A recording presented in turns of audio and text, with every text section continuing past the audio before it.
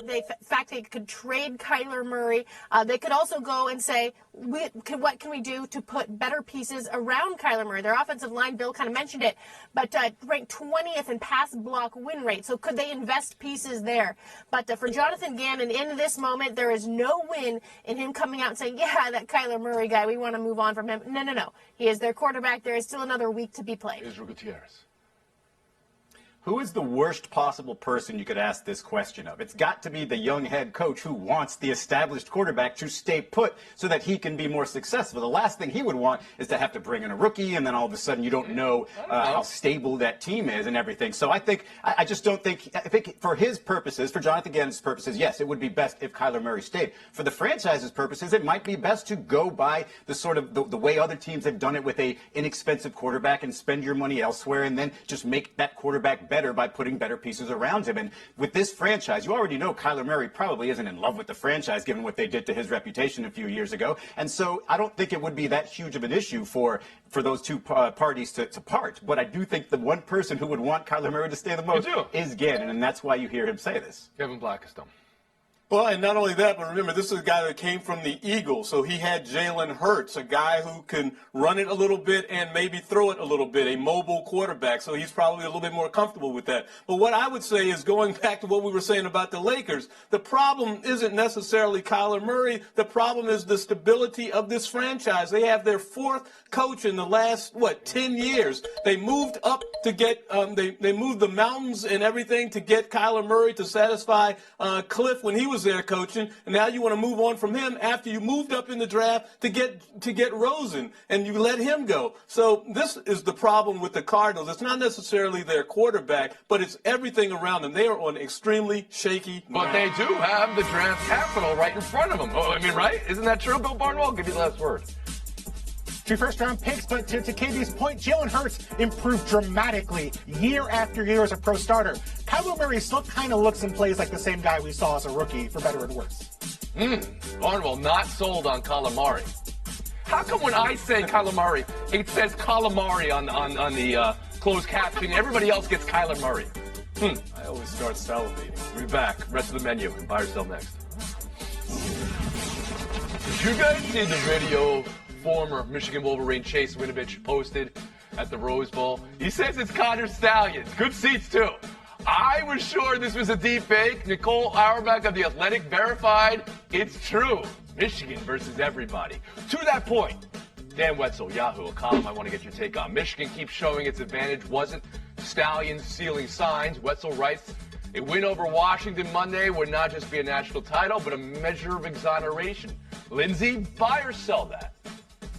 This is deeply personal, Tony. I'm not wearing purple by coincidence today, but I am buying that it would exonerate Michigan from what happened. Look, at some point you're 14-0, and if you become 15-0 and the national champ, at some point it comes about playing football and proving pound for pound you are the best team. And if they go undefeated and do that, having had this entire scandal happen weeks ago, then they will have proven that it did not matter. Israel Gutierrez?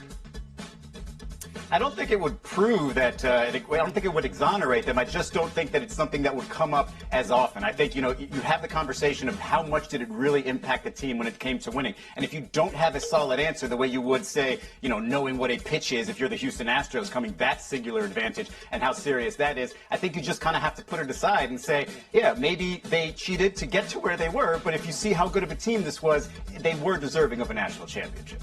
All right, Kevin Blackstone, buy or sell a championship would exonerate them in a small measure. Oh, I'm selling that. They are not absolved of anything. Their coach started the season on a suspension because of violations during COVID-19 restrictions. And furthermore, because he refused to cooperate with the NCAA investigators. He ended the regular season suspended because of this whole Connor Stallions thing. Interestingly enough, the first team all year to start a play inside of Michigan's 10-yard line was Penn State after the Connor Stallions thing came out. So you know what? If I'm a Michigan fan, if I'm a Michigan player, I'm mad because this is always going to be over our head. I agree with you there. Wait. Penn State started inside. That's just circumstantial at this point, Kevin Blackstone.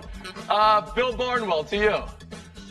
I'm selling because it's always been about leaders and best. This has always been about Michigan's position as sort of the moral high ground of college football, the team that wouldn't have the scandals that other schools have. Remember, they denied that this was even a thing. They sued the Big Ten until there was too much evidence against them, and then they fired their linebackers coach. This has been a team that is going to win regardless of whether. I don't think that what happened even matters. I think it's how they reacted and their brand that matters more. And it's not going to make a difference because we saw the Astros they won a World Series. They still get talked about as a team that banged garbage cans.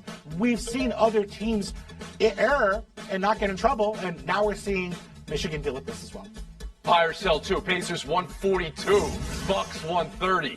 Indy scored 47 in the third quarter. There was no game ball kerfuffle this time around, and Indy has won 4 of 5 versus Milwaukee this season. That's a playoff amount. 4 of 5. Here's Giannis after the game. You think about it. Now, when you go back home and you sleep and you wake up, you think about it. Now, when you go back and work out, you think about it. When you're about to get freaky at night, you think about it. Israel, what you buy, what you sell? Well, I'm selling that quote, but I'm definitely buying the Pacers being a real thorn in the side of the Bucks for 2 reasons. One, Tyrese Halliburton, absolute superstar, overwhelming superstar, and probably more so right now than Damian Lillard.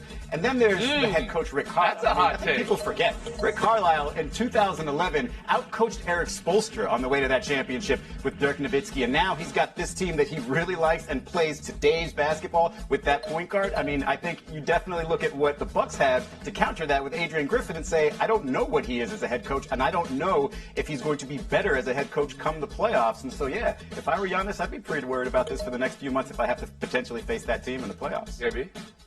Yeah, I'd be worried too, but if I'm the Pacers, I'm really looking at the mirror in terms of what they've just done to the Bucks in these 2 games.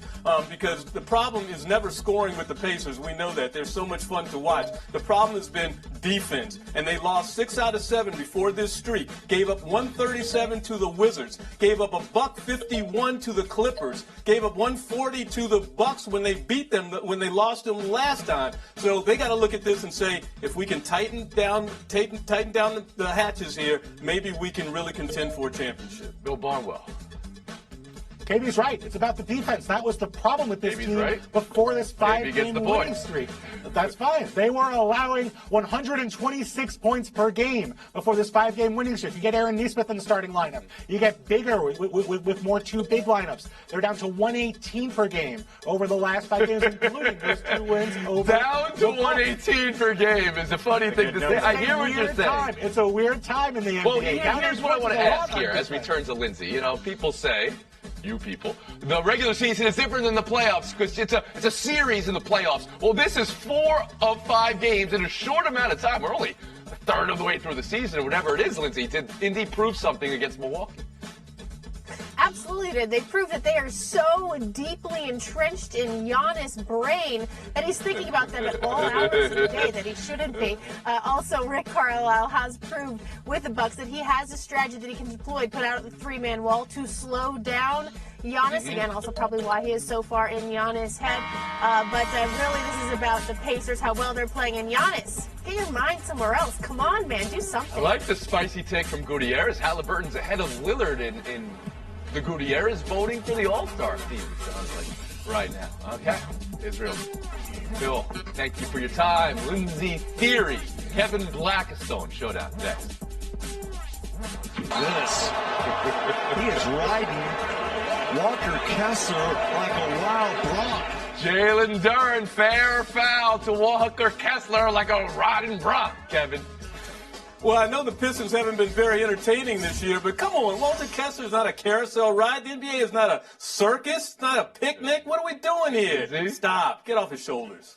Foul. This is so foul. If I'm Kessler, I'm going to buck him off so much harder than this. It's one thing to get posters and then have a guy that big on your back. What are you doing? Get off his back. So you would be in favor of him holding on to the rim longer, which could be a tech. Sometimes they give you that. We'll split the point. We'll move on. Pro Bowl rosters announced. If you have a snub, you have to throw somebody off. You know that's the rule. That's exactly what Antoine Winfield Sr. did. He wants his son, Antoine Winfield Jr., in over Buda Baker. had the stats to back it up. Lindsay, is Dad rallying for your Pro Bowl status helpful or hurtful to your case? If Dad won't do it, who will? I'm all about Dad. He brought facts, however, to a popularity contest. So while Dad makes a ton of sense, you just can't win this popularity Pro Bowl thing anymore. Well, it's not helpful. It's not going to change anything. But you know what? It should be hurtful to the way that we produce the people in the Pro Bowl. And the other thing is that money is on the line here. You know that there is a clause, a bonus clause in there about getting in the Pro Bowl. The stats on Winfield versus the stats on Baker? Well, Baker was basically zero across the board. The picks, the sacks, the breakups, everything was in favor of Winfield. Lindsay Theory, take the FaceTime. Blackstone's chances just melted away. My Washington Huskies are playing for a national title this weekend, Monday, I should say, and it really got me thinking, shouldn't the national title game every year be at the Rose Bowl? The nostalgia, the beauty, it's Pasadena. You get the flyover. It makes you feel something. So my vote here is for the college football playoff to make the Rose